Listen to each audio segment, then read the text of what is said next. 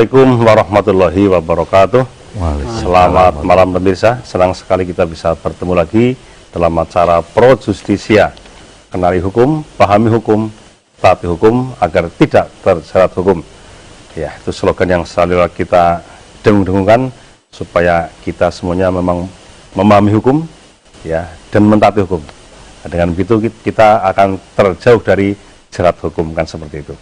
Baik, kita ketemu lagi dalam acara Pro Justisia dan sekaligus kami akan mengajak Anda untuk berbincang-bincang di malam minggu ini terkait dengan berbagai hal di seputar dunia hukum. Dan tema kita malam hari ini sangat menarik dan aktual, BLT COVID-19 ya. Ya, nampaknya berita tentang COVID-19 ini belum jelas kapan akan berakhir. Dan yang pasti sejak awal munculnya pandemi COVID-19 ini memang dampaknya luar biasa. Hampir semua aspek kehidupan terkena dampak dan semua kalangan juga terkena dampak. Baik itu pengusaha besar, pengusaha menengah, pengusaha kecil, pekerja, pegawai, siapapun, hampir semua kalangan itu terdampak COVID-19. Nah, termasuk salah satu dampak yang sangat dirasakan oleh masyarakat di tingkat bawah terutama adalah terganggunya ekonomi masyarakat. Masyarakat jelas mengalami persoalan ekonomi karena kebijakan yang terkait dengan PSBB, orang-orang harus tetap tinggal di rumah, yang pekerja juga banyak yang di PHK dan sebagainya, akhirnya menimbulkan banyak persoalan ekonomi di rumah tangga. Itulah sebabnya pemerintah mengeluarkan sebuah kebijakan dalam rangka mengatasi persoalan ekonomi masyarakat dengan mengeluarkan berbagai jenis bantuan langsung tunai kepada masyarakat. Ya, maka topik itu sangat relevan untuk kita perbincangan pada malam hari ini. Dan di studio telah hadir ada 3 orang narasumber yang nanti akan mengupas masalah ini. Saya akan perkenalkan satu persatu. Narasumber pertama Bapak Dr. Eko Widianto. Beliau Kepala Dinas Sosial PPKB Kabupaten Kebumen. Selamat malam Pak Eko. Selamat malam, Assalamualaikum warahmatullahi wabarakatuh. Assalamualaikum warahmatullahi wabarakatuh. Sehat ya Pak Eko ya? Alhamdulillah sehat. Dan situasinya seperti ini masih diberikan kesehatan kan begitu. Amin. Kemudian Pak Eko tidak sendirian, Pak Eko juga didampingi oleh Bapak Nasoha Sarjana Sosial. Beliau adalah Koordinator Kabupaten Bantuan Sembako. Selamat malam Pak Nasoha. Selamat malam Pak. Assalamualaikum warahmatullahi wabarakatuh. Assalamualaikum warahmatullahi wabarakatuh. Pak Nasoha itu koordinator lapangan ya? Iya. Ya, di dalam mengawal bantuan-bantuan kan ya? Iya, program sembako khususnya. Ya. Asli dari mana Pak Eko? Pak Nasoha? Saya asli dari Sempor. Sempor ya? Ya, ini khusus dipekerjakan dalam rangka pengawalan bantuan sembako itu ya? Iya. Baik. Kemudian narasumber yang terakhir tentunya Anda sudah tidak asing lagi. Beliau pengasuh tetap acara ini seorang advokat senior dan juga dosen ilmu hukum di beberapa perguruan tinggi. Siapa lagi kalau bukan Bapak Dr. Muhammad Hambali, SHMH. Selamat malam Pak Dr. Selamat malam Pak. Ya, semangat Pak Dr. ya. Harus ya. Iya. Walaupun kelihatannya hari-hari nggak pernah sepi dari kegiatan. Iya, sehari tadi webinar dari jam 9 sampai jam 4. Wah, ini lagi musim webinar ini. Nah, baik pemirsa, seperti biasa kami juga mengundang Anda untuk berbincang untuk berpartisipasi ya. Berpartisipasi dalam acara ini. Bagi yang ingin bergabung silakan hubungi kami melalui saluran telepon, SMS atau WA di 0821 333 55547. Program ini juga bisa Anda saksikan melalui YouTube Live di Kebumen On TV atau Facebook Live di Pratik TV. Baik pemirsa, kita segera berbincang dengan narasumber. Yang pertama ke Pak Eko dulu, Kepala Dinas Sosial dan PPKB Kabupaten Kebumen. Pak Eko, ini kan pada saat pandemi COVID-19 ini kan banyak sekali bantuan dari pemerintah Pak Eko ya, dalam rangka mengatasi ekonomi masyarakat. Sampai kadang-kadang kita nggak paham ragam bantuannya itu sebenarnya apa saja Pak Eko. Monggo Pak Eko. Ya, terima kasih. Jadi perlu kami sampaikan kaitannya dengan adanya pandemi atau mungkin juga wabah corona. Ini di pemerintah, mulai dari pemerintah pusat sampai dengan di tingkat desa memang menyediakan jaring pengaman sosial Pak Warjan, JPS, yang itu memang tujuannya untuk meringankan beban warga masyarakat, dikarenakan kaitannya dengan penyebaran virus corona atau COVID-19 ini. Kita sesuai dengan protokol kesehatan, ada hal-hal yang harus dilakukan untuk bisa memutus tali rantai atau mungkin juga penyebaran virus dimaksud. Nah, ini otomatis juga menjadikan dampak kepada warga masyarakat yang melakukan aktivitas-aktivitas yang harus dibatasi. Dan salah satu kaitannya dengan program JPS dari pemerintah, yang mulai dari pemerintah pusat, di mana dari Kementerian Sosial ini, di samping sebelumnya juga sudah ada program yang sudah berjalan, yaitu program sebelumnya di tahun 2019 ini, istilah populernya atau sebutannya BPNT, bantuan pangan non tunai. Terus juga ada program PKH. Nah, seiring dengan kejadian COVID-19 ini, sejak bulan April melalui Kementerian Sosial menambah lagi dengan program yang sama, yaitu program sembako yang perluasan. Jadi ada penambahan jumlah, tapi ini kegiatannya masih sama dengan program BPNT di tahun 2019 dan program sembako di tahun 2012 dari Januari sampai April. Terus juga untuk program PKH ini juga ada perluasan. Nah, di luar itu masih ada juga dari Kementerian Sosial untuk jaring pengaman sosial ini, ada bantuan sosial tunai Pak Warjan. Jadi melalui Kementerian Sosial memberikan bantuan yang langsung berupa uang. Ini ada dua jenis. Yang pertama yang disalurkan melalui rekening kepada KPM, keluarga penerima manfaat, yang mereka sudah masuk dalam daftar data terpadu kesejahteraan sosial DTKS, yang sudah memiliki kartu rekening.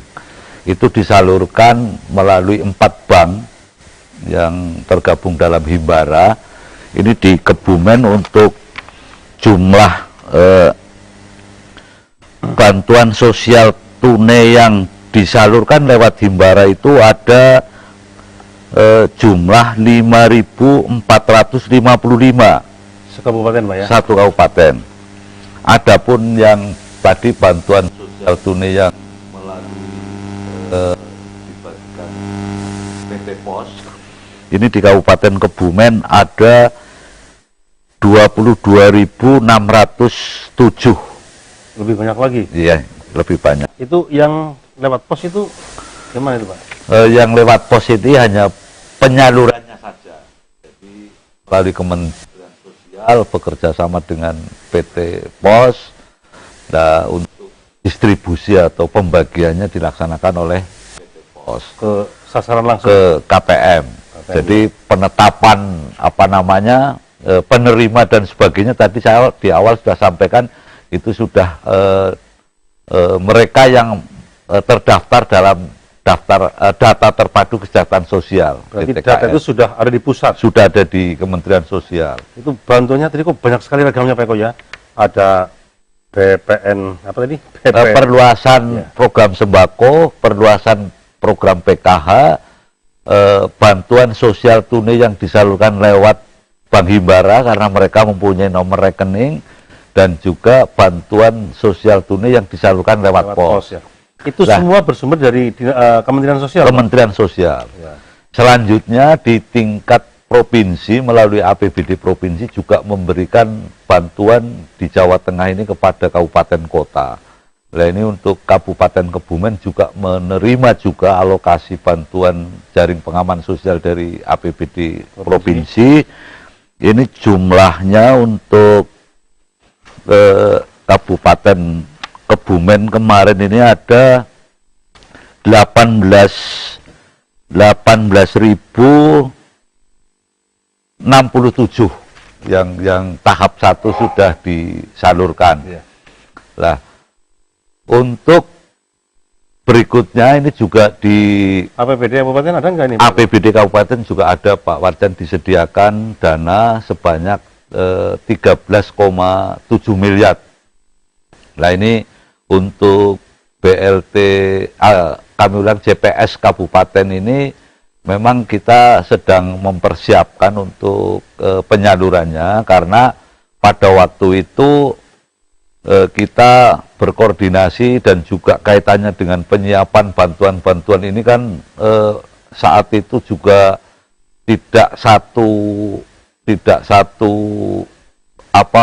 waktu untuk dilakukan prosesnya. Jadi awal dari Kementerian Sosial adanya perluasan JPS sembako dan PKH, disusul turun adanya BST, disusul lagi juga dari provinsi merencanakan pengeluaran JPS juga, dan waktu itu yang tidak kalah anunya juga dari dana desa, walaupun tidak di kami untuk pengelolaan dan penyiapannya, namun dari dana desa pun juga ada jaring pengaman sosial, sehingga sebetulnya sudah sangat banyak dan juga dari beberapa sumber berkaitan dengan bantuan yang diberikan kepada warga masyarakat yang memang kurang mampu dan juga akibat dari COVID-19 ini mereka juga terdampak. Tapi kriteria yang utamanya memang mereka yang tidak mampu atau mungkin juga dengan kondisi yang memang istilahnya kategori miskin. Ya, baik. Nah, dari sekian macam bantuan yang sasarannya sama Pak Eko ya, sama-sama keluarga yang terhimpit persoalan ekonomi, apa tidak terjadi tumpang tindih Pak Eko? Ya inilah mungkin yang malam ini mungkin menarik biar nanti diketahui juga oleh semua warga masyarakat. Salah satu hal yang ditekankan berkait dengan pemberian bantuan ini tidak boleh ganda atau double penerima. Ini yang istilahnya bersumber dari keuangan negara, apakah itu mungkin dari APBN atau mungkin APBD provinsi atau mungkin juga dari APBD kabupaten, termasuk juga BLT dana desa. Nah ini betul-betul menjadi satu ketentuan baku kaitannya dengan pemberian bantuan tersebut. Nah, terus dengan upaya kita, memang kami juga agak sedikit mengalami kesulitan, Pak Warjan. Kami sampaikan bahwa ada ketentuan kaitannya dengan pemberian ini tidak boleh ganda. Tapi di sisi lain, kita itu tidak dimintakan dulu untuk update datanya atau mungkin juga persiapan-persiapan awal.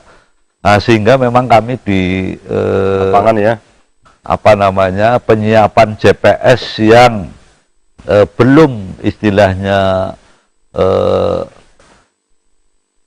data ini masih bisa kita siapkan seperti JPS provinsi, JPS kabupaten maupun JPS BLT dana desa dari Dispermades, kita memang mencoba untuk bisa menggali dana ini satu pintu melalui desa dan kelurahan. Karena kalau mungkin kami akan menyasar kaitannya dengan penerima bantuan ini menggunakan mungkin profesi atau mungkin mata pencarian, ini nanti mungkin akan bisa double-double karena ya ini tadi misalnya seperti BLT dana desa, ini kan ditetapkan oleh desa masing-masing. Nah di sisi lain misalkan, silakan. Dalam hal ini semenjak adanya COVID sebelumnya, bahwasanya program sembako itu perluasan atau dalam artian itu pengembangan dari program BPNT yang pada tahun 2019 kemarin disebut namanya program BPNT. Sekarang beralih menjadi program sembako di tahun 2020 dengan adanya dan itu juga adanya tambahan besaran yang tadinya 150.000 sekarang menjadi 200 karena adanya pandemi COVID seperti ini. Itu 150 dari 200 per bulan apa per bulan per KPM seperti KPM, itu. ya. Nggih. Jadi sasarannya masyarakat penerima adalah yang penerima dengan ekonomi rendah yang masuk dalam data kesejahteraan DTKS itu, data terpadu kesejahteraan sosial. Jadi itu pun juga datanya dari pusat, Pak, ya? Iya. Pakai satu data itu ya? Pakai satu data itu. Terus? Nah, semenjak adanya COVID, kita mendapat perluasan sembako sebanyak 37.157 untuk kabupaten? untuk Kabupaten Kebumen. 37.000 ya, sekian ya? Iya, sekian itu. Dan tugas kami sebagai pendamping program sembako itu mendampingi KPM dalam melakukan pertama perbaikan data, kedua pemanfaatan program bantuan ini, ketiga dalam hal penyaluran kartu. Jadi memang dalam penyaluran kartu itu kita mendampingi para KPM itu melakukan pengambilan kartu dengan bank. Program sembako ini dikelola oleh dua bank di Kabupaten Kebumen. Yang pertama itu yang reguler itu menggunakan Bank BNI, yang perluasan itu menggunakan Bank Mandiri. Nah, dari situ kami mendampingi KPM untuk membukakan rekening untuk diambil, setelah itu diserahkan ke KPM dan dimanfaatkan KPM bantuan tersebut setiap bulannya. Seperti itu, Pak. Itu bantuannya selama 12 bulan? Kalau yang reguler itu sudah 2 tahun lebih. Ya. Kalau yang perluasan itu dari bulan April sampai bulan Desember. Berarti nggak selama setahun penuh ya? Iya, kalau yang perluasan.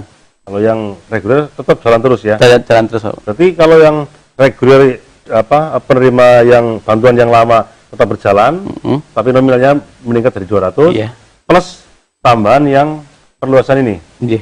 Nah, apakah Mas Naso dan kawan-kawan juga mengawal sampai ke bawah betul, bahwa apakah dana ini betul-betul sampai ke sasaran begitu? Secara kami terkait sembako reguler itu sebanyak 104 ribuan itu sudah terdistribusi kartunya semua.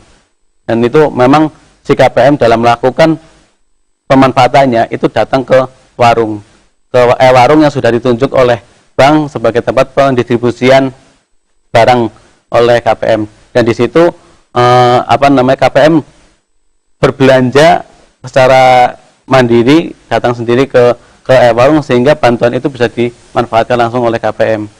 Berarti masyarakat penerima sasaran itu, penerima manfaat itu, dia dapat kartu ATM ya? Iya. Yang isinya 200.000 per bulan. Iya. Untuk belanja di warung. Iya. Nah, belanjanya pakai kartu itu. Iya. Berarti di warung ada fasilitas untuk kartu ini ya? Makanya tidak semua warung bisa melayani penyaluran program sembako. Harus ada menjadi agen dulu dan ditunjuk oleh bank penyalur tersebut untuk menjadi penyalur program sembako ini. Yang menunjuk atau yang menentukan penunjukan e-warung itu dari bank apa dari petugas seperti Anda ini? Dari bank. Di bank ya? Ya, jadi yang kewenangan penuh menjadi agen itu ada di bank. Bank penyalur. Tentunya melalui survei segala gitu ya. Di situ ada persyaratan seperti syarat due diligence yang memang rahasia bank sendiri. Itu yang bisa mengetahui dari bank. Ya, baik. Nah, sekarang saya ke Pak Dokter ini. Ini waktu sudah sekian menit. Yang lain Pak Dokter ngantuk ini. Enggak. Saya dengerin benar. Sekali Pak Dokter ini. Jadi sekarang dengan adanya pandemi COVID-19 ini, bantuan dari pemerintah luar biasa, Pak. Jadi saya gambarkan orang keluarga kurang mampu itu dikepung ya dengan berbagai program yang sama-sama ingin memberikan bantuan, Pak. Ada PLT, yang PKH, ada BNPT, yang kemudian diperluas menjadi bantuan sembako ya. Ada dari provinsi, ada dari kabupaten, bahkan sampai dana desa pun juga ada alokasi untuk membantu mereka. Nah sekarang kira-kira Pak Hambali melihat dari perspektif hukum ini, kira-kira ada apa ini, Pak? Adakah potensi persoalan secara hukum ini, Pak Hambali? Ya kita pertama-tama kita harus berbangga dan berbahagia ya. Kita harus apresiasi bahwa ternyata COVID ini tidak sedemikian bermasalah bagi orang yang kita lihat bermasalah. Semula kan kita melihat bahwa COVID ini betul-betul membuat orang jadi kesulitan. Bahkan pada waktu awalnya masker saja itu sudah masalah besar. Sehingga pada waktu itu kita bicarakan, kita bahas juga kenapa legislatif pada waktu mencalonkan diri bagi-bagi kaos ketika ada COVID tidak bagi-bagi masker kan. Kita ingat betul itu bahas. Udah jadi, Bang. Ya? Kan udah jadi. Ya itu persoalannya di situ gitu loh. Persoalannya sudah jadi kan. Memang kalau Pak Eko ini kan kepala dinas sosial PKB ya. PPKB itu kan KB ya. Nah itu bedanya PILKB dengan pilkada dan pileg itu. Jadi kalau sudah jadi lupa itu lah ya. Kalau KB itu kan kalau lupa jadi. Jadi kalau dari sisi hukum, ini semua saja sebenarnya tetap ada potensi untuk penyalahgunaan. Bahkan seperti saya pernah bilang, namanya sumber daya alam yang kelihatannya tidak ada persoalan, itu justru dari hulu sampai hilir itu potensi korupsinya sangat tinggi. Dari hulu sampai hilir, bukan. Nah ini juga demikian. Ini saya tidak bisa membayangkan ya, kalau di jumlah tadi, kalau memang tidak boleh irisan, artinya penerima A tidak boleh menerima B, itu kalau di jumlah sudah bisa sampai 100.000 loh Pak Eko ya. Ya, lebih. Itu kan kemudian di sisi lain pertanyaannya, berapa personil seperti Pak Nasuha ini? Iya, yang awal ya, yang awal, mampukah mengawasi gitu. Kemudian juga namanya sistem Pak, tetap bisa diakali Pak. Dan yang kalau saya sering mendengar justru klasik, jadi penerimaan bantuan itu bukan hanya kalau dilihat tadi kan sangat rapi ya, yang menunjuk e-warung dari perbankan dan sebagainya, tapi kan ada juga bantuan langsung tunai yang berbentuk uang kan. Betul. Nah ini saya mendengar ada juga yang dipotong, itu sudah satu, karena pemotongan masih melibatkan orang, melibatkan IT saja masih bisa dimanfaatkan kan, bisa disiasati. Nah, yang jadi persoalan sebenarnya, Bang, ini bukan pada persoalan potensi hukum, potensi pelanggaran hukum ya. Karena di mana sudut pasti ada potensi pelanggaran hukum dalam bidang apapun. Ini potensi itu menjadi lebih besar karena tadi seperti yang disampaikan oleh Pak Kepala Dinas, bahwa COVID ini terjadi itu kan begitu mendadak. Sehingga persiapan kayak tadi, persiapan data juga dikejar-kejar kan, dikejar-kejar oleh keadaan, sehingga tidak menutup kemungkinan yang pada waktu minggu lalu kita bahas juga ada juga yang menerima 2 bantuan bahkan 3 kan, gitu. Ini ya, yang semacam itu yang sebetulnya kalau dibicarakan mudah penyelesaiannya, tetapi sebenarnya tidak cuma secara ekonomi, secara kalkulasi itu gampang. Mungkin bulan depan tidak menerima lagi misalnya ya, mungkin itu. Tetapi penyelesaian sosial ini yang tidak cukup mudah. Artinya orang itu merasa misalnya setelah menerima pada waktu minggu lalu kan diceritakan ditarik kembali kan, harus mengembalikan mereka yang menerima double. Penarikan ini kan persoalan sosial bukan persoalan hukum, ini juga tidak cukup mudah mengatasinya. Jadi yang saya tidak habis pikir, kenapa tidak dikoordinir menjadi satu? Terpadu ya? Terpadu, iya. Jadi kalau saya pernah mengatakan mengapa Kebumen ini termasuk kemiskinan tinggi, padahal dana bantuan untuk kemiskinan itu sangat banyak, karena pintunya terlalu banyak, Bang. Sehingga bisa jadi satu sasaran itu ditangani oleh berbagai pihak, tetapi ada sasaran lain yang tidak ada satupun pihak yang menangani. Kalau itu terpadu, saya yakin akan mudah terselesaikan. Misalnya satu pintu Pak ya? Satu pintu ya. Jadi kalau ini kan ada desa juga ada BLT desa kan. Nah misalnya dikoordinasikan atau mungkin ditangani oleh desa. Nah kalau kita lihat ini kan Pak Nasuha ini dari Kementerian Sosial. Adalah ada kementerian yang lain juga. Lantas kementerian yang lain kalau mengawasinya masing-masing, Pak Nasuha mengawasi bantuan dari Kementerian Sosial, kemudian yang lain mengawasi dari bantuan kementerian yang lain lagi, akhirnya kan sendiri-sendiri. Bisa terjadi siapa yang mengawasi mereka yang menerima bantuan secara irisan, artinya dia menerima bantuan lebih dari satu, siapa yang mengawasi ini? Dan ini yang harus diwaspadai juga, ini kan masih proses, masih berjalan sampai Desember nanti. Bahkan saya mendengar ini katanya mau ada pemotongan bantuan apa namanya itu, yang tadinya 600 jadi 300. Pengurangan nilai. Pengurangan nilai ya. Bulan Juli lagi nih, apa sudah mungkin? BLT dana desa informasinya. Oh ya, itu ya. Menjadi 300. Nah itu ada pemotongan ya Bang. Nah nanti muncul persoalan ini kita akan bisa melihat secara nyata. Kalau sekarang kan baru potensi. Secara nyata itu bulan Januari Bang.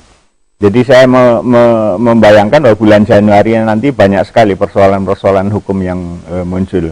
Yang sekarang ini karena COVID itu seakan-akan ada asas pemaaf ya, ada pemaaf, permakluman. Jadi apa saja bisa dilakukan. Tapi nanti ketika bulan Januari, kalau sekarang tidak hati-hati, bulan Januari itu panen persoalan. Ya. Cuma ini kan kelihatannya kalau alur bantuan ini kan sangat jelas Pak. Kalau dari pemerintah pusat langsung transfer ke rekening daerah Pak ya. Dari rekening daerah kemudian langsung ke masyarakat penerima manfaat. Nah, itu sehingga potensi itu mungkin lebih banyak di tingkat bawah ya Pak Hambali ya. Jangan lupa bahwa di atas itu di perjalanan mungkin mulus ya kalau digambar seperti garis itu. Tapi di atas untuk masuk ke titik garis itu apa bukan persoalan. Itu juga harus diawasi. Terus di bawah ketika keluar dari garis, ketika memasukkan bantuan, ketika masuk pintu pertama bantuan itu persoalan yang harus diawasi. Kemudian ketika keluar dari bank katakanlah ya, ini juga harus diawasi. Itu kan sudah ada nominalnya. Katakanlah kalau yang bantuan langsung tunai saya kira nominalnya kan jelas Pak. Dapat bantuan 600.000 misalnya, PKH ya. 600 masyarakat bawa ATM ambil 600 kan jelas. Gitu. Nah, tapi kalau yang mungkin potensi yang besar mungkin setelah di tangan si penerima itu mungkin nah itu jangan lupa bahwa 600 itu kalau 600 diterimakan uang, persoalannya adalah uang itu seperti orang diberi ikan kemudian dimakan atau diberi ikan untuk diternak gitu. 600.000 itu mau diapakan? Kalau untuk dimakan selesai mungkin tidak ada persoalan, tapi ingat ketika selesai tidak ada 600.000, orang-orang yang biasa makan 600.000 itu akan kelabakan, mati kelaparan dia karena tidak terbiasa mencari uang. Itu. Nah, kalau uang 600.000 itu dijadikan katakanlah ikan yang diternakkan, itu siapa yang membimbing? Apakah Pak Naswa juga termasuk membimbingnya ke sana gitu, atau dan kawan termasuk ke sana? Satu itu. Kemudian yang kedua jadi bantuan yang ada, kalaupun itu mungkin dijadikan e-warung, ada orang yang saya mendengar sendiri, kita pernah diskusi dan orang itu saya ingatkan, gitu ternyata bisa juga dimainkan dari pihak perbankan atau dari pihak e-warung itu, dari pihak warung itu yang bisa mempermainkan. Ini pasti ada lelang, tidak mungkin ditunjuk. Kalau ditunjuk tidak fair. Kalau tidak ditunjuk ada lelang, di situ potensinya. Nah, apakah di situ diawasi?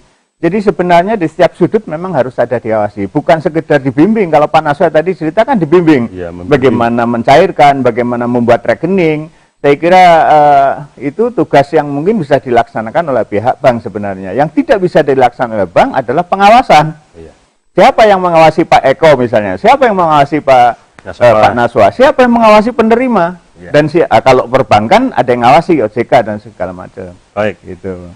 Baik, saya kira ini makin menarik ya. Nanti kita akan banyak mengupas tentang bagaimana sistem pengawasan dari berbagai bantuan ini. Tapi kita harus break dulu. Karena itu jangan kemana-mana, tetaplah di Pro Justisia.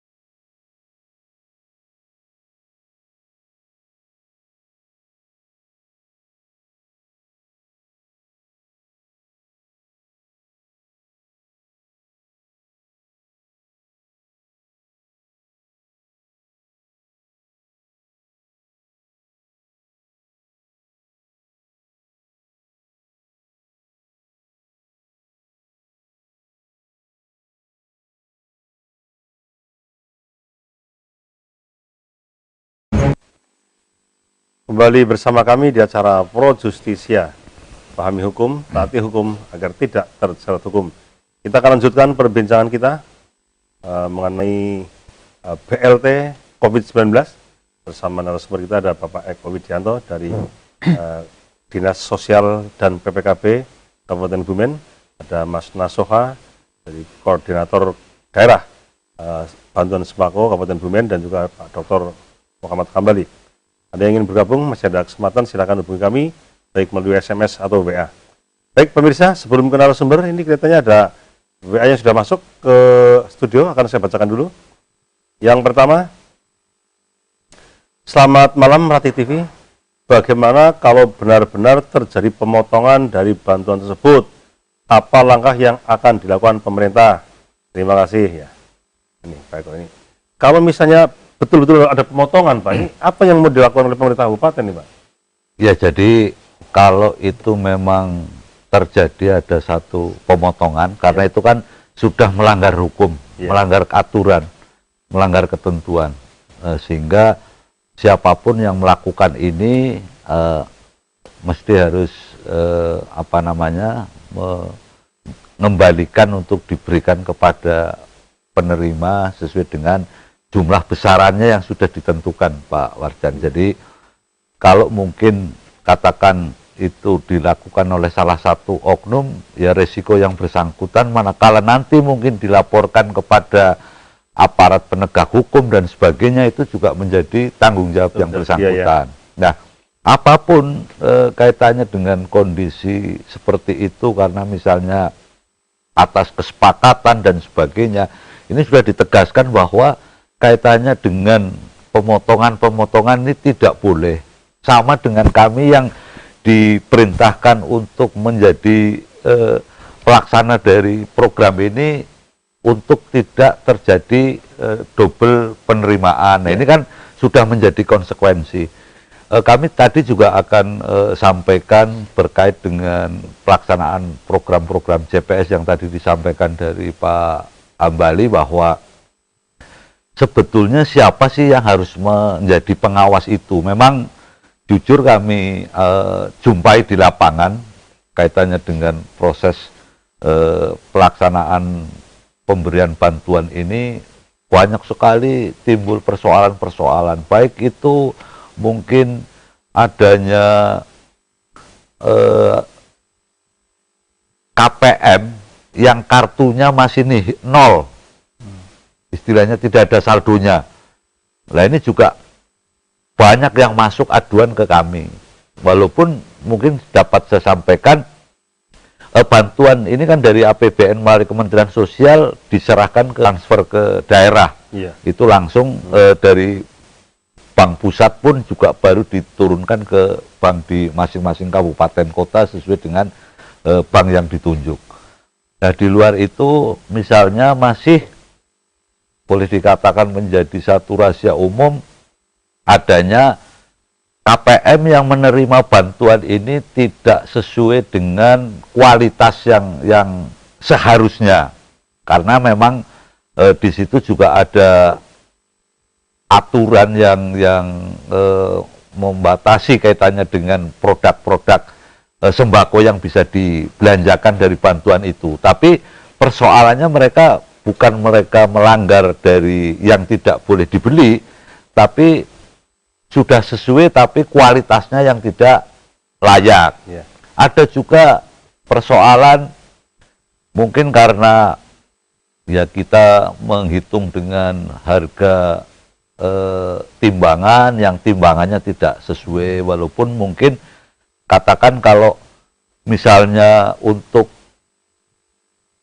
protein hewani lah, katakan kayak daging atau telur atau apa, ada kekurangan sedikit atau kelebihan sedikit barangkali tapi kalau misalnya seperti misalnya untuk timbangan yang beras dan sebagainya masih kurang, ini kan sesuatu yang tadi yang kita tangkap dari beliau ini mempertanyakan siapa yang menjadi pengawas. Nah, ini memang kondisi yang ada di lapangan. Kita ada tim di tingkat kecamatan, Pak Camat selaku penanggung jawab, terus juga dari Kasih Sekcam sebagai ketuanya, dibantu dengan anggota-anggota dari KASI, termasuk kepala desa dan lurah. Ini sekarang kita masukkan dalam SE-nya juga menjadi tim di tingkat kecamatan. Harapan kita nanti bisa mengawasi. Ya walaupun ini belum bisa efektif sepenuhnya, tapi memang betul kembali potensi daripada penyalahgunaan ini kalau mungkin hanya disandarkan bahwa ini adalah tugas dari Dinas Sosial Ansih untuk program itu bisa lebih baik, ini jelas kami tidak mampu. Sehingga mungkin dalam hal ini warga masyarakat pun juga harus diberikan satu edukasi agar berani kalau memang menerima bantuan yang tidak sesuai, tidak layak, apa menolak kepada warung kalau itu memang benar-benar tidak sesuai dengan yang wajarnya, atau nanti mungkin dia juga bisa melaporkan tanpa takut-takut bahwa ini kalau nanti saya lapor atau mungkin nanti ini kamu masyarakat terima bantuan kok rewel lah. Ini kan nun sewu tadi yang disampaikan dari beliau ini menjadi satu presiden yang tidak baik yang menyebabkan mungkin kaitannya dengan pelaksanaan ini bisa membuka satu celah-celah yang terjadinya penyalahgunaan maupun juga tindak pidana. Baik, sebelum berlanjut ini saya akan beri kesempatan kepada SMS yang lain untuk saya baca. Assalamualaikum warahmatullahi wabarakatuh. Masalah bantuan, memang di lapangan banyak yang double dapatnya. Dan sebenarnya apa kriterianya? Yang rumah kumuh atau yang pekerjaan tidak tetap? Pengurus tidak jelas keterangannya. Terima kasih. Kadang-kadang informasi sampai di lapangan penerimanya beda ya. Ada yang merasa tidak jelas dan sebagainya sampai terjadi penerima manfaat itu double. Monggo, ini dijawab oleh siapa ini? Ya, dari kami mungkin Pak Warjan. Jadi begini Pak Warjan, kalau untuk JPS yang dari provinsi ke bawah sampai dengan BLT dana desa itu pun juga ada ketentuan yang diberikan. Nah ini untuk JPS dari provinsi ini kan maupun juga dari yang lain ini kan kami tidak langsung bisa menjangkau langsung kepada desa dan kelurahan. Kami melalui Bapak Ibu Camat untuk apa namanya ya bisa melanjutkan ini. Walaupun kita juga sudah sampaikan dalam surat yang baik itu dari surat gubernur maupun juga surat dari bupati dalam hal ini sekretaris daerah. Namun memang pada waktu itu juga karena waktu juga Wah, yang katakan tiba-tiba kita diminta untuk segera mengusulkan apa namanya usulan calon penerima JPS provinsi dengan kriteria seperti ini tadi, miskin, mereka terdampak COVID, terus juga ada beberapa tambahan lain, misalnya mereka ini buruh PHK dan sebagainya.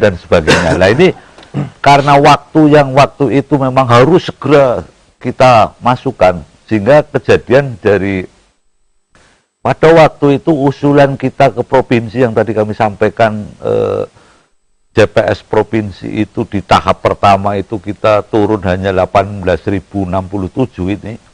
Itu pada SMS yang lain mungkin masih ada. Baik, saya bacakan SMS berikutnya.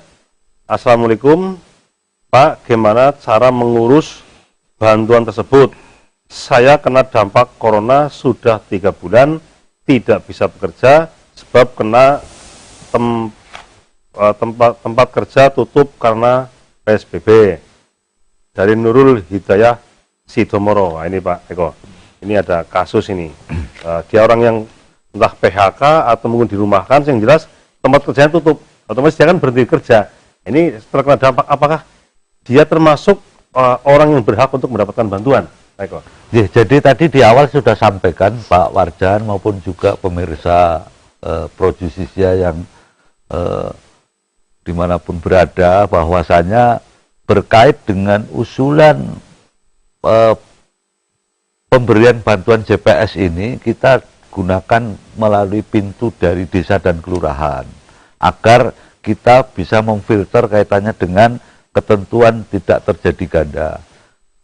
Bahkan untuk dari JPS provinsi ini kemarin terakhir, karena di awal kita itu masih banyak data yang tidak sesuai dengan kriteria yang dilaporkan dari desa, ini sampai diperintahkan silahkan desa mengentry langsung lewat aplikasi SIGDigi untuk di entry dari masing-masing desa mana yang memang memenuhi kriteria. Nah, tadi memang tidak sepenuhnya katakan apa karena tidak bisa bekerja atau mungkin dia terdampak COVID, tapi memang ketentuan dasarnya ini adalah mereka itu termasuk yang kriteria tidak mampu. Nah, ini yang mungkin oleh teman-teman atau mungkin di warga masyarakat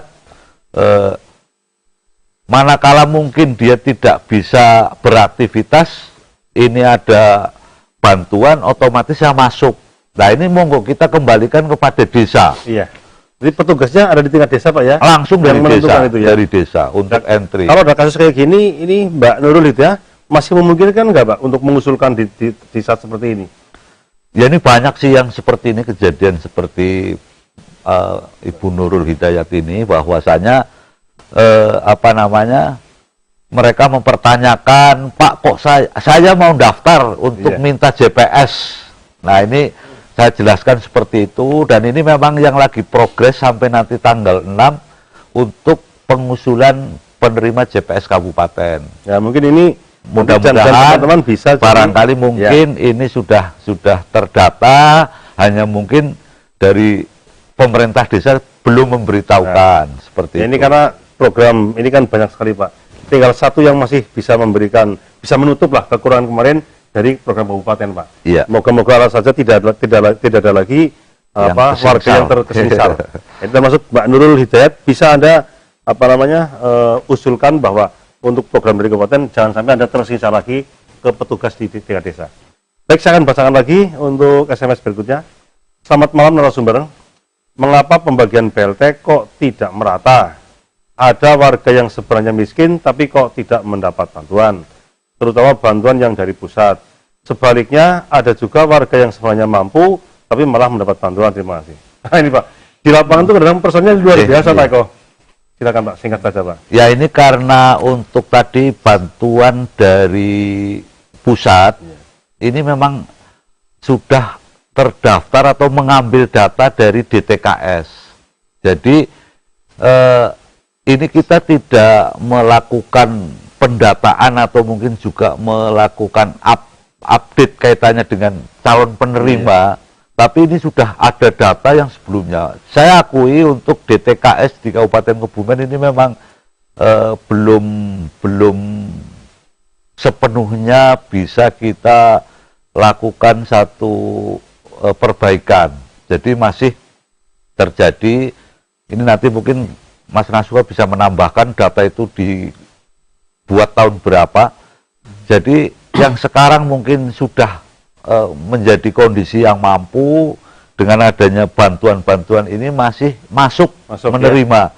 Termasuk mungkin ada yang sudah meninggal dunia, Pak Eko? Termasuk seperti itu banyak juga. Wah, nah, jadi mungkin menjadi tugas kita juga kaitannya dengan data DTKS yang nantinya juga akan menjadi pedoman untuk pemberian bantuan secara keseluruhan. Baik, Pak Eko.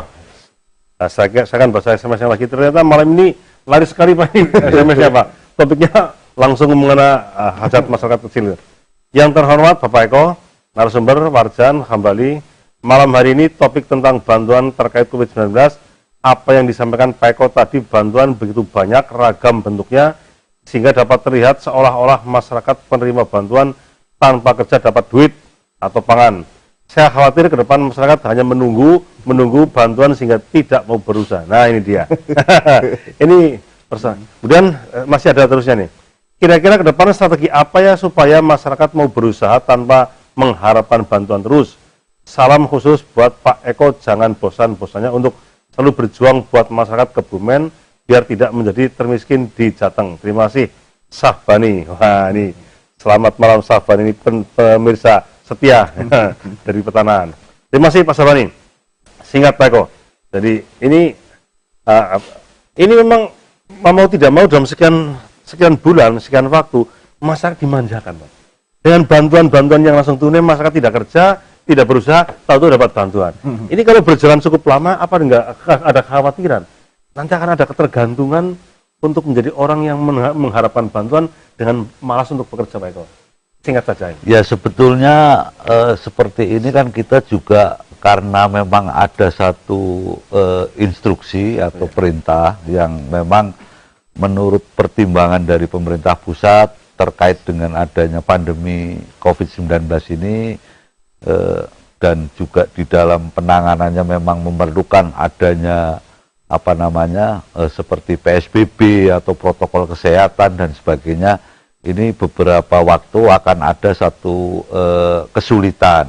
Nah, sebetulnya justru kami tidak melihat dari sisi dari sisi mungkin masyarakat itu hanya bersifat mengharap atau mungkin diberi bantuan semata-mata, tapi justru kami yang ada di lapangan ini justru masih banyak sekali masyarakat ini yang sebetulnya mereka sudah mampu, sudah cukup lah kalau mungkin hanya untuk mengatasi kondisi yang hanya berkaitan dengan misalnya bantuan sembako yang 200.000 dan sebagainya.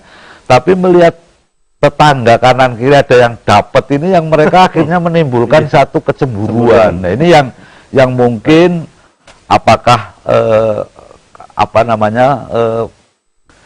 mereka ini hanya karena tetangga kita juga dapat, saya juga inginnya dapat, misalnya seperti itu. Nah, ini kalau misalnya nanti katakan kalau tadi menimbulkan satu budaya ya untuk hanya tidak mau bekerja atau berusaha, saya kira ya tidak setiap saat. Satu. Artinya masih ada orang, mereka masih bisa berpikir Pak ya bahwa ini tidak perlu untuk sikapi seperti itu. Baik, masih ada SMS lagi. Selamat malam Rati TV. Kebetulan saya adalah ketua PKH dari Kecamatan Adimulyo, Kelurahan Wajasari. Kelompok Wajasari ya. Seperti yang dikatakan oleh salah satu Bapak narasumber, memang bisa terjadi penyelenggara di e-warung penyelewengan ya. Bisa terjadi penyelewengan di e-warung karena setiap KPM mengambil sembako tidak ada daftar harga pembeliannya. Nah, jika seperti itu bagaimana solusinya Pak? Nah ini Mas Nasoha bagiannya. Ya. Jadi kemungkinan terjadi penyelewengan di e-warung itu sangat besar. Nah, apa yang dilakukan dengan teman-teman Mas Nasoha? Terima kasih atas pertanyaannya. Jadi dalam hal ini, dalam penyaluran program sembako, setengahnya itu ada sisi bisnisnya Pak. Jadi e-warung itu menjual barang kepada KPM atau kepada KPM ini ada sisi bisnisnya. Jadi program, sedangkan penyalurannya itu memang jual beli murni antara warung dengan KPM. Nah, dalam hal ini, dalam penyediaan barang itu memang ada di warung sendiri. Berarti warung sebagai bakul memang punya hak untuk mendapatkan keuntungan? Iya, memang seperti itu. Ada nggak batas margin keuntungan itu? Nah, terkait batas marginnya itu kita melalui SE Sekda Kabupaten Kebumen itu menggunakan daftar harga daftar acuan yang dikeluarkan oleh Disperindak. Berarti masing-masing warung harus menentukan label harga? Iya. Nah itu pertanyaan belum ada. Dalam hal ini penentuan harga itu kita menggunakan acuan harga dari Disperindak, harga acuan dari Disperindak. Ya. Ketika kalau di wilayah Adimulyo saya kira ini tidak daerah yang sulit, otomatis bisa mengikuti data harga yang ada di Disperindak itu. Memang hal ini sudah memperbaiki kinerjanya. Dulu kita pernah mengeluarkan SOP bahwasanya setiap warung itu mencantumkan papan terkait harga sembako yang dijual. Ditambah lagi setiap KPM itu mendapatkan nota belanja. Nah, selama ini ketika kita KPM transaksi di edisinya itu bukan nota belanja seperti yang kita belanja di Alfamart atau dan yang lain sebagainya, tetapi hanya perpindahan dari rekening KPM pindah ke rekening edisi itu e-warung. Makanya kami meminta kepada seluruh warung untuk memberikan nota belanja yang disalurkan oleh ke KPM. Ketika KPM membeli barang beras sebanyak 10 kilo, ya ada nota belanjanya seperti itu. Nah itu kalau misalnya seperti kasus itu di Adi Mulyo, ada warung yang tidak mencantumkan harga. Anda punya kewajiban untuk itu? Bagaimana sikapnya menghadapi itu? Apa langsung besok mau turun? Ketika seperti ini, kita ada permasalahan, kita selalu turun ke lapangan Bapak terkait. Sudah ke sana belum, Pak? Kalau Adi Mulyo ini belum. Beberapa kali kesempatan saya melakukan monitoring, itu sudah ada daftar harganya. Ya, mungkin itu? Kebetulan di warung Wajasari, Kecamatan Mulyo, saya belum menjumpai itu, saya besok tak ke lapangan. Masukannya sangat bagus kan, berarti apa? Petugas lapangan jenengan ternyata kan juga ada yang tidak selalu cermat kan. Ternyata ada warung yang, apakah dari Mas Naso kan koordinator? Ya. Apa tidak ada tugas kepada masing-masing teman, semua warung harus diawasi? Ada gitu enggak? Ada, memang dalam hal ini, dalam penyalurannya itu kita harus dalam pendampingan ke KPM itu juga harus terkait ada 6T dalam penyaluran sembako, Pak, yaitu salah satunya tepat kualitas dan tepat harga. Nah ini ketika ada kualitas yang tidak baik atau harga yang tidak merata, itu harus segera KPM itu boleh menolak atau boleh tidak menyalurkan di tempat itu, seperti itu. Nah, berarti Mas Nasoka bisa langsung memanggil petugas yang di Adi Mulyo nih. Ya. Kenapa sampai terjadi seperti ini? Ya. Anda kerjanya harus bisa betul-betul mengawal program ini, jangan sampai terjadi kekecewaan dengan masyarakat. Sukanya sehingga kita bisa segera menindaklanjuti laporan tersebut.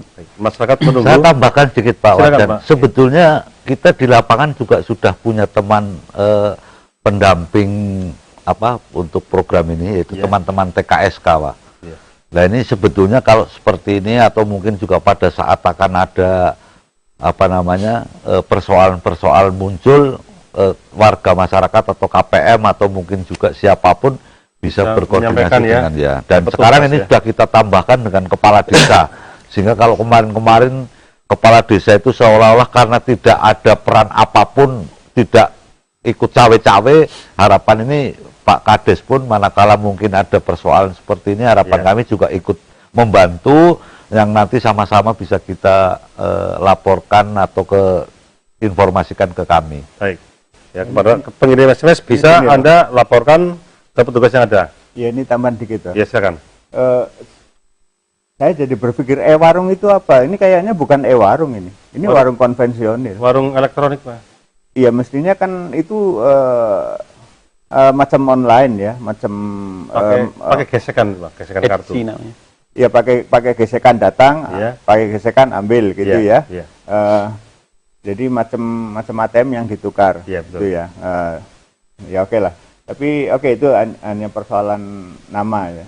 Yang sebenarnya kalau warung misalnya tidak begitu, misalnya itu ada pelayanan, semua dilakukan secara secara elektronik.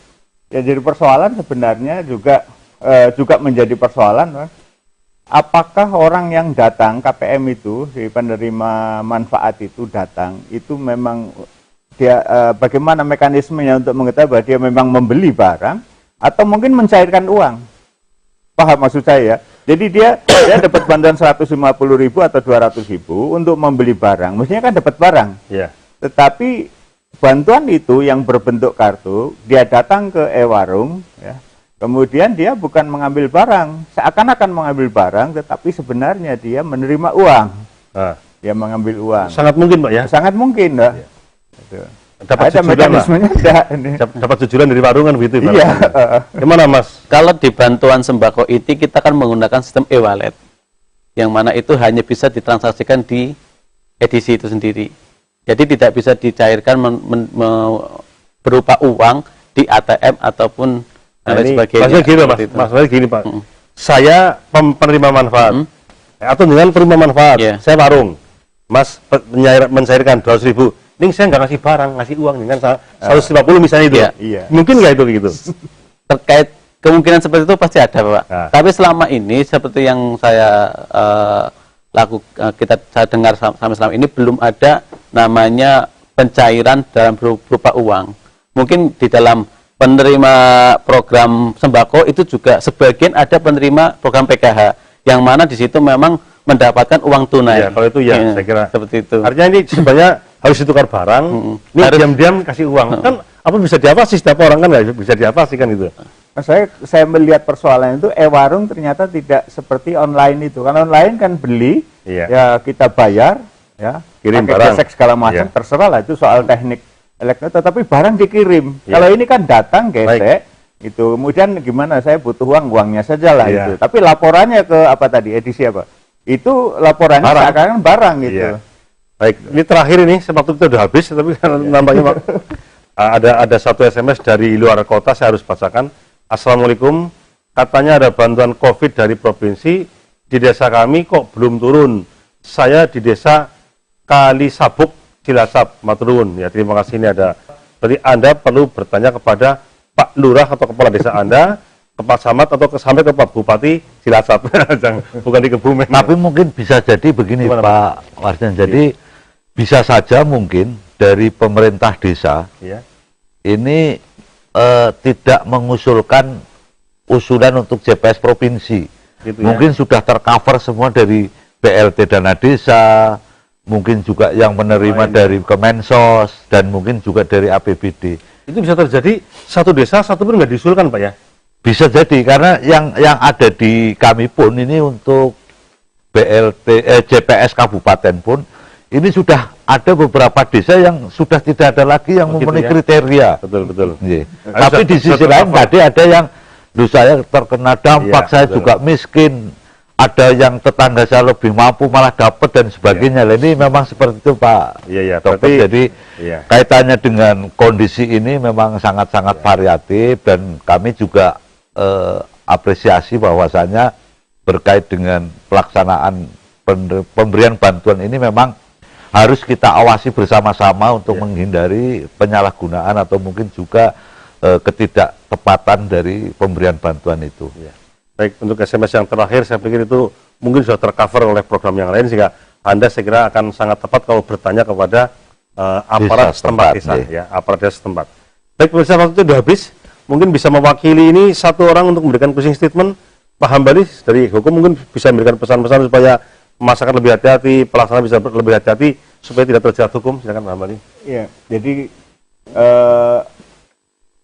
perhatian pemerintah yang sudah demikian bagus ini seharusnya dimanfaatkan secara baik dan benar oleh penerima manfaat tadi, dan sampai kemudian ini disalahgunakan oleh berbagai pihak, karena potensi pemanfaat atau potensi penyalahgunaan perhatian pemerintah ini dalam rangka bantuan COVID-19 ini sangat mungkin, sangat banyak sekali celahnya. Yang tidak kalah pentingnya adalah bantuan sehubungan dengan COVID-19 itu, ketika COVID-19 selesai, ya bantuan ini mestinya selesai. Jangan kemudian bantuan ini kita tetap berharap sehingga ketika COVID-19 selesai masih juga mengharap-harap.